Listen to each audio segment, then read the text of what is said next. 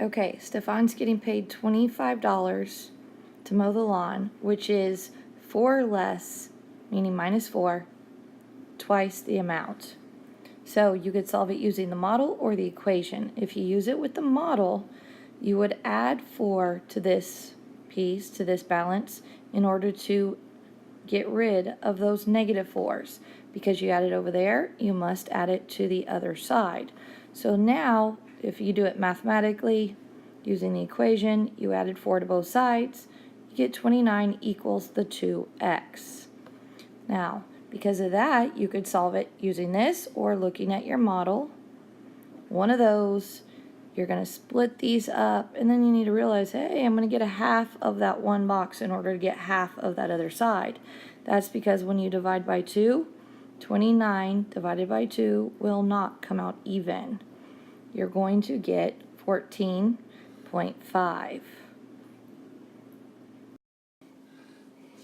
Okay, so on this one, you need to realize that this is an open circle. So you look at your inequalities and your answer options, and you make sure there's no equal to signs. And then you could have eliminated those options. In this case, you can't do that because none of them have equal to signs, so they're all open circles.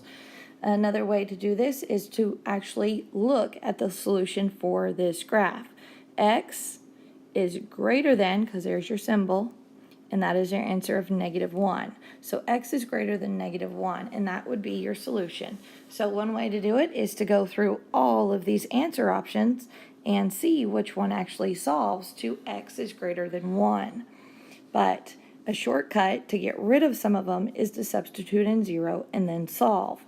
Because I have to choose 0, because 0 is supposedly one of my answer options. You could plug in a 1, you could plug in a 3, but 0 is the best option because they're easiest to solve. When I plug in zeros and I multiply zeros, they disappear. So this comes out to 11 is greater than 6, which is true. If I put a 0 here, 0 divided by 4 is 0. So all I get is 3 is greater than 2, which is true. This, if I put a 0 here, I get a -5 is greater than -2, which I know is incorrect. Then I plug in a 0, and I say -4 is greater than +4, which I know is not true also. So now I've eliminated C and D. So now I can substitute in to see which one solves for this solution. So if I solve 5x plus 11 is greater than 6, I would subtract 11 from both sides. I get 5x is greater than -5.